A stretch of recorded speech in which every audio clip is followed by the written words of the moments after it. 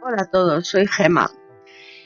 Quiero presentaros unas pautas de afrontamiento del diagnóstico. Sé que la mayoría de vosotros ya ha pasado por este proceso, pero como vamos a ver más adelante, pueden darse retrocesos, por lo que conviene que reconozcamos la situación en la que nos encontramos para poder validar nuestras emociones. Por otro lado, espero que sea útil para las personas que se incorporan nuevas a la asociación. Vamos a ver ahora algunas consideraciones iniciales. Como bien sabéis, las enfermedades raras engloban un grupo de enfermedades de baja prevalencia que afecta a 1 de cada 2.000 habitantes. Presentan alta complejidad en el abordaje porque, en primer lugar, suelen tener un diagnóstico tardío y cronificado, lo que conlleva un desgaste emocional en el momento del diagnóstico. Existe además cierto desconocimiento de estas enfermedades por parte de los profesionales. Hay dificultad real en el acceso a tratamientos eficaces y, como bien sabéis, suelen cursar con brotes y remisiones espontáneas. Y por último, es evidente la elevada variabilidad inter- e intrapatologías. Las consecuencias que producen este tipo de enfermedades implican procesos vitales como, a nivel físico, deterioro de funciones físicas y motoras, respiración, función cardíaca. A nivel psicológico, la pérdida de salud afecta a la autonomía y a la autoestima, produce frustración, ansiedad, estrés, irritabilidad, aislamiento, etc. A nivel social, requiere apoyo económico y social. A nivel familiar, el desgaste personal y emocional afecta a la convivencia y tiene impacto en la calidad de vida del núcleo familiar. Los factores que determinan los efectos del diagnóstico son, en primer lugar, la vulnerabilidad biológica del afectado. Además, depende de las respuestas y actitudes que recibe del medio. Como podéis imaginar, en estos dos factores no podemos realmente intervenir, pero sí en la respuesta psicológica del afectado. Irá en función de estos dos factores y podemos modificarlo de alguna forma. En realidad, el impacto emocional es un proceso de duelo. Vamos a revisar las fases del duelo. La primera de ellas es la llamada fase de incertidumbre, en la que se produce confusión ante los síntomas. La fase 2, de desconcierto, suele aparecer el aturdimiento ante el diagnóstico. La fase 3, o también llamada de negación, es en la que aparece la oposición, el aislamiento. La fase 4, ira, aparece la agresividad producida por la frustración hacia sí mismo y hacia los demás. La fase quinta, la de la tristeza, aparece la culpa, la indiferencia, la sintomatología depresiva. Ojo, no confundir la sintomatología depresiva propia de esta fase con un trastorno de depresión. Y la fase sexta y última es la de adaptación, en la que aparece la aceptación, no la resignación. ¿Cómo podemos evitar un duelo patológico? Según la fase en la que nos encontremos, tenemos que tener en cuenta los siguientes factores. En la fase 1 de incertidumbre aparecen los primeros síntomas y se tiende a buscar información. Además, tras pasar por diversos especialistas y pruebas, puede sobrevenir cierto agotamiento emocional. Por eso es importante evitar la amplificación de la información, buscar cualquier fuente de información que lo único que genera es más angustia y confusión. En la fase 2 de desconcierto, al recibir el diagnóstico frecuentemente se producen sentimientos de temor. Es importante en esta fase recibir información de un especialista, entender que la enfermedad se aborda en función de la aparición de síntomas, establecer buena relación terapéutica y, por último y muy importante, asociarse, buscar un soporte social. En la fase 3 de negación, como defensa, aparecen sentimientos como no me pasa nada. Por eso es importante tomarse tiempo para procesar la información y ponerle cara a la enfermedad. Hay que expresar las dudas y las emociones y evitar dar importancia a lo que se está viviendo. Y por último, detectar la negación patológica. En la fase 4 de ira, frecuentemente la rabia es una forma de no tirar la toalla y sucumbir a la frustración y a la impotencia.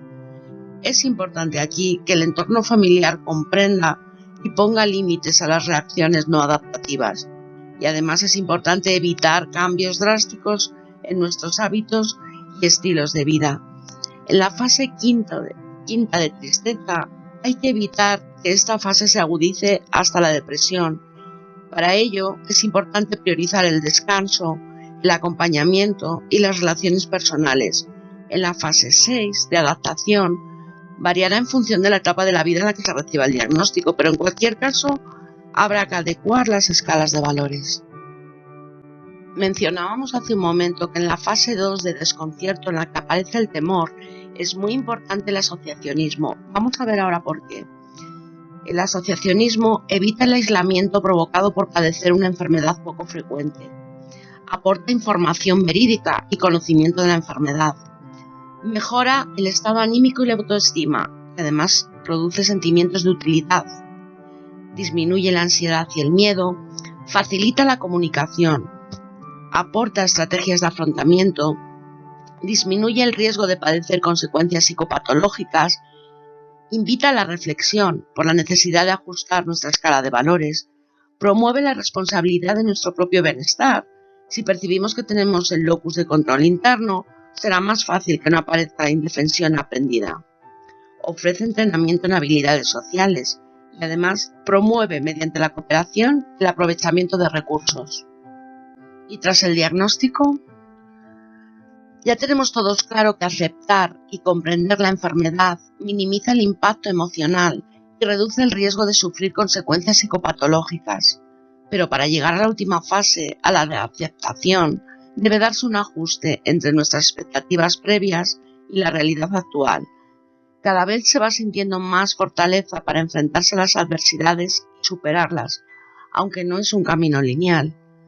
A pesar de haber llegado a esta fase, a la de aceptación, periódicamente es normal que surjan emociones propias de fases anteriores. Especialmente aparece la pena. En realidad, es un proceso de aprendizaje de un nuevo enfoque de vida y, aun precisando apoyo, se sigue adelante integrando la pérdida. Hay que mantener el control emocional y no actuar por impulsos, costumbre o miedo en la toma de decisiones. Y es muy importante mantener una comunicación afectiva. Los objetivos son aceptar el derecho a sentirse mal, para facilitar la expresión de emociones dolorosas, expresar las emociones, ponerles nombre y, en definitiva, validarlas, y evitar el aislamiento social. ¿Cómo? Identificando síntomas somáticos y o alteraciones psicológicas que se perciben como amenazas, e identificando nuestros propios recursos, aumentando la sensación de control sobre los síntomas. En la mayoría de los casos, el paciente tiene recursos suficientes para hacer frente a la enfermedad. ¿Qué es la resiliencia? La resiliencia se construye a partir de la vivencia del sufrimiento emocional y nos ayuda a mantener o mejorar la estabilidad mental ante las situaciones vitales estresantes. Esto es algo que a menudo se genera de forma espontánea, pero hay estrategias que pueden ayudarnos a potenciarla y que podemos poner en práctica cuando nos encontramos en situaciones vitales difíciles. Para potenciar la resiliencia hay que aprender a identificar, aceptar y gestionar las emociones. En este proceso juega un papel clave la interpretación o valoración que nosotros mismos hacemos de las situaciones que vivimos, ya que nuestra reacción emocional normalmente derivará de esta interpretación. Es importante tener claro que no son las situaciones en sí mismas las que definen las emociones, sino la valoración personal que hacemos de cada situación. A menudo no podemos modificar las situaciones, pero sí podemos aprender a modificar la forma como nosotros las interpretamos. Así hacen las personas resilientes. Algunos atributos personales que favorecen la resiliencia, por ejemplo, son la autoestima, la capacidad para resolver problemas o la competencia social. También la favorecen los apoyos familiares y sociales con los que contamos. Además, una actitud positiva propiciará nuestro bienestar y capacidad de superación. La clave es identificar lo que a cada uno le puede funcionar mejor para desarrollar estrategias propias. De ahí la importancia del asociacionismo. Se pueden aprender herramientas de las vivencias de otras personas y ponerlas en práctica, utilizando siempre nuestras habilidades o competencias. Vamos a ver ahora el decálogo de una persona resiliente. En realidad son 10 consejos para construir la resiliencia propuestos por la Asociación Americana de Psicología. Primero, establecer y mantener relaciones. Las buenas relaciones, tanto familiares como sociales, son una excelente fuente para obtener y aceptar ayuda y apoyo, potenciando así la resiliencia. También encontraremos oportunidades para ayudar a otros, lo que a su vez redundará en nuestro bienestar personal. 2. Evitar ver las crisis como problemas insuperables. A menudo no podemos cambiar los hechos, pero sí la forma en cómo los interpretamos y respondemos a ellos. Como hemos indicado anteriormente, hemos de procurar limitar el efecto de las emociones no productivas. 3. Aceptar que el cambio es parte de la vida. Aceptar que hay circunstancias que no podemos cambiar. Esto puede ser de gran ayuda para centrarnos en las que sí podemos modificar y canalizar por tanto nuestros esfuerzos hacia ellas. 4. Dirigirse hacia los propios objetivos. Es importante plantearse objetivos realistas y hacer algo de forma regular que nos acerque a ellos. Por ejemplo, si nos preguntamos ¿qué puedo hacer hoy, por insignificante que pueda parecer, para acercarme a uno de mis objetivos? Puede ser tomar algo con un amigo, ya que ello nos permitirá un rato de desahogo y poder compartir mi experiencia. 5. Ejecutar acciones decisivas. Actuar en la medida en que se pueda sobre las situaciones adversas para tratar de cambiar su rumbo en vez de evitarlas y confiar en que se resolverán solas. 6. Fomentar el autodescubrimiento. A menudo pasar por situaciones vitales difíciles conlleva una sensación de fortalecimiento personal. Aunque todavía nos sintamos vulnerables, estas vivencias pueden favorecer el concepto de uno mismo y de las propias capacidades, lo que nos llevará a apreciar aspectos de la vida a los que antes no prestábamos atención o no nos parábamos a analizar. 7. Alimentar una visión positiva de uno mismo. Desarrollar confianza en nuestro instinto y en las propias capacidades para resolver problemas. 8. Ver las cosas en perspectiva. Tratar de considerar las situaciones estresantes en un contexto más amplio y con cierta objetividad, evitando hacer una montaña de un grano de arena. 9. Mantener la esperanza. Una actitud optimista nos capacita para confiar en que nos pasarán cosas buenas. Procurar visualizar lo que se quiere es mejor que preocuparse por lo que uno teme. Y 10. Otras formas útiles de potenciar la resiliencia. Algunas personas les ayuda a escribir acerca de sus pensamientos relacionados con la situación traumática que les ha tocado vivir o aquellas que les generan un alto nivel de estrés, y hay a quien la meditación o las prácticas espirituales les resultan de gran ayuda. ¿Cómo influye una actitud positiva? La influencia que nuestra actitud ejerce sobre nuestro bienestar es algo muy estudiado desde la psicología. Está claro que hay situaciones que no podemos cambiar, independientemente de cuál sea nuestra actitud hacia ellas, pero según cómo las encajemos y cómo enfoquemos nuestra respuesta, el impacto que determinadas circunstancias pueden tener en nuestro bienestar, en nuestra salud y en nuestra visión del mundo puede ser muy distinto. Es ahí donde entra en juego la relación entre actitud positiva y bienestar, o como lo expresa el título del libro, optimismo y salud. Lo que la ciencia sabe de los beneficios del pensamiento positivo. Su autor, el prestigioso psiquiatra Dr. Luis Rojas Marcos, ofrece una visión rigurosa desde la perspectiva científica, enriquecida por su propia experiencia profesional y personal. Por ello, una actitud positiva será un buen punto de partida para la toma de decisiones y para fomentar la calidad de vida. La ansiedad también es un modulador de nuestra actitud. El temor, la incertidumbre, el miedo son sentimientos generadores de ansiedad que interfieren y limitan la actitud positiva. Si la ansiedad es pasajera y somos capaces de detectarla y de activar mecanismos para controlarla, no tiene por qué ser un gran problema. Es más, a veces cierto nivel de inquietud es inevitable y cumple su función de alerta que ayuda en la toma de decisiones. Como nos recuerda el Dr. Rojas Marcos, los estados crónicos de ansiedad constituyen otro veneno para los ingredientes del optimismo, ya que la ansiedad no controlada genera indefensión, y el sentimiento permanente de indefensión tiene efectos devastadores sobre el temperamento de los seres humanos. Las personas que se sienten impotentes ante la adversidad y suponen que hagan lo que hagan, nada cambiará ni mejorará, terminarán siendo proclives a adoptar una disposición apática y derrotista, a tirar la toalla ante los desafíos de la vida. Según el doctor Rojas Marcos, el peor veneno del optimismo es la depresión.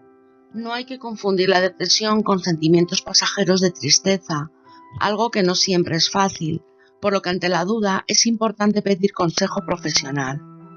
No confundir tampoco la actitud positiva con la ingenuidad. No perdamos la capacidad de distinguir entre fantasía y realidad. Ser optimista o mantener una actitud positiva no significa no reconocer la magnitud de los problemas. El optimismo no está reñido con la aceptación de los problemas reales o los aspectos negativos de una situación desafortunada, pero sí lo está con el rechazo de cualquier estrategia que pueda ayudar a resolver los problemas o mejorar la situación. La actitud positiva y el optimismo no implican no percibir los riesgos. Una actitud esperanzada estimula los dispositivos curativos naturales del cuerpo y anima psicológicamente a la persona a adoptar hábitos de vida saludables. Esto no supone que el pensamiento optimista esté reñido con la percepción de los riesgos de una enfermedad, aunque sí lo está con la pasividad a la hora de afrontarlos. En el caso de enfermedad crónica, adoptar hábitos de vida saludables contribuye a reducir el riesgo de desarrollar una enfermedad psicopatológica. La utilidad del humor para fomentar una actitud positiva. Efectivamente, el sentido del humor es algo muy serio.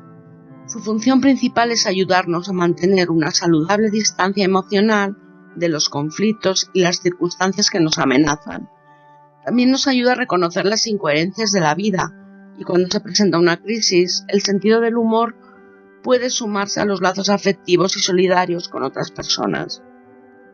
Así pues, no hay duda de que las actitudes positivas y el optimismo del que nos habla el doctor Luis Rojas Marcos en su libro Optimismo y Salud son ingredientes fundamentales para la promoción de la salud y el bienestar.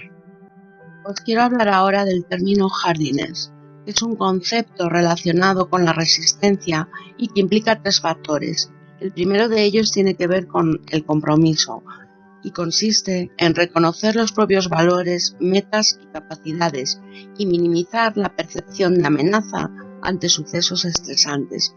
El segundo de ellos tiene que ver con el desafío y consiste en valorar el estrés no como una amenaza, sino como un desafío y una oportunidad de desarrollo personal. Y el tercero tiene que ver con el control de eventos estresantes y consiste en confiar en la propia capacidad de control. Podemos dividir las técnicas de afrontamiento según el objetivo al que vayan dirigidas. Si los esfuerzos se orientan hacia la fuente que nos genera el estrés, estaremos haciendo un afrontamiento focalizado en el problema. Si se valora que no se puede hacer nada sobre la situación, los esfuerzos deben dirigirse hacia cambiar el modo de interpretar lo que ocurre. Estaremos haciendo entonces un afrontamiento focalizado en la emoción. ¿Cómo podemos controlar el estrés? Podemos reducir la activación fisiológica mediante técnicas de relajación, de Jacobson, de respiración. Estas últimas, las de respiración, son las más sencillas y ya os hablé de algunas técnicas muy fáciles porque no deja de ser un entrenamiento. ¿Qué conseguimos con ello?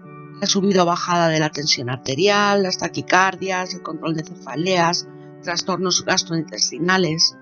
Podemos reducir también los estresores internos, esto es, los pensamientos, las creencias. ¿Y cómo hacerlo? Reconociendo los pensamientos automáticos o distorsiones cognitivas. Eso mejorará la calidad de respuesta. Vamos a ver en qué consisten esas distorsiones cognitivas.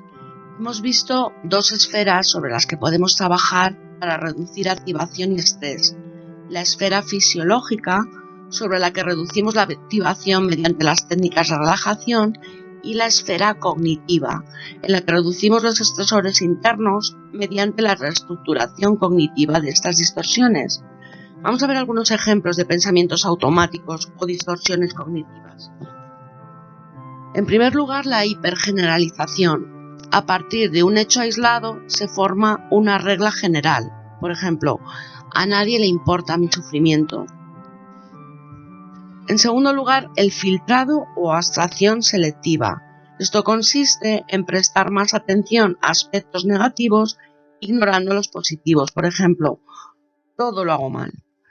El futurismo, que consiste en pronosticar sin tener evidencias suficientes, me dejará cuando sepa lo que tengo. El catastrofismo consiste en exagerar la probabilidad de que ocurran cosas terribles. Mi vida está arruinada. Falacias de control. Bien pueden ser de control interno, creer que se tiene control o responsabilidad de todo lo que ocurre, es culpa mía por no haberme cuidado más, o de control externo, sentirse sin responsabilidad e impotente sobre las decisiones. Esto produce indefensión. No puedo hacer nada. La falacia de justicia consiste en suponer que existen fuerzas que administran justicia. Esto es el karma.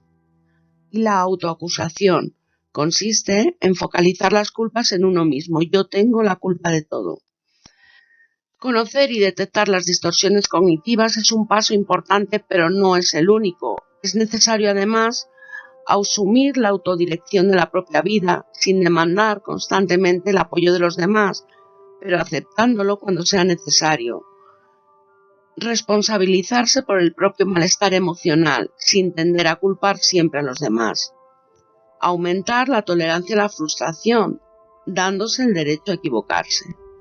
Flexibilizar reglas, abrirse al cambio, asumir riesgos que conllevan alcanzar objetivos, evitar utopismos y elección de procedimientos poco realistas, y admitir que no siempre se obtiene todo lo que se desea ni se puede evitar el dolor. Vamos a ver, para terminar, por qué son tan resistentes las distorsiones cognitivas. La fuerte permanencia de estas distorsiones se debe a distintos factores. En primer lugar, a los mecanismos culturales y a las pautas de educación basadas en la sobrevalorización del éxito, el poder, la perfección, etc. Se deben también a la propia historia personal y al estilo de vida familiar, muchas veces excesivamente crítico hacia los errores y los fracasos. Se debe además a los procesos de razonamiento humano, que nuestra mente utiliza muchas veces el llamado razonamiento heurístico, que permite resolver sin pérdida de tiempo problemas y demandas del medio. Este proceso abreviado es eficiente y adecuado muchas veces, pero otras lleva a producir errores en el procesamiento de la información y en las distorsiones cognitivas. Es un proceso para hacer más sencilla la solución de problemas. En psicología se relaciona con la creatividad. En realidad es un atajo en la resolución de problemas complejos en el que ahorramos recursos mentales.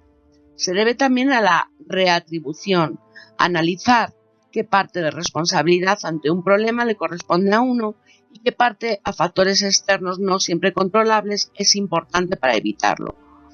Debemos también hacer una conceptualización alternativa, buscar distintas interpretaciones del problema, debatir la evidencia real de las creencias por medio de preguntas y ejemplos, y desarrollar una manera de pensar más flexible, objetiva y racional. Todo esto nos facilitará la toma de decisiones y repercutirá en nuestra salud. Muchas gracias por vuestra atención y hasta pronto.